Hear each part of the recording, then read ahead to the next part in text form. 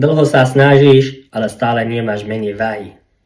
Však povedali, menej jedla, viac cvičenia to pomôže. Ale kto chce byť hladný? Ja určite nie. Teda čo budeme robiť? Potrebujeme upraviť jedálny list. Náš telo spáli karbohydráty alebo tuky, aby sme fungovali. Aby sme robili, čo každý deň robíme. Potrebujeme energiu. Teda, keď dávaš do tvoje telo karbohydráty, tvoje telo nespáli tuk a nebudeme schudnúť. Ale keď dáme viac tuku do naša tela, telo naučí pomaličky spáliť tuk, používať ten tuk, čo má.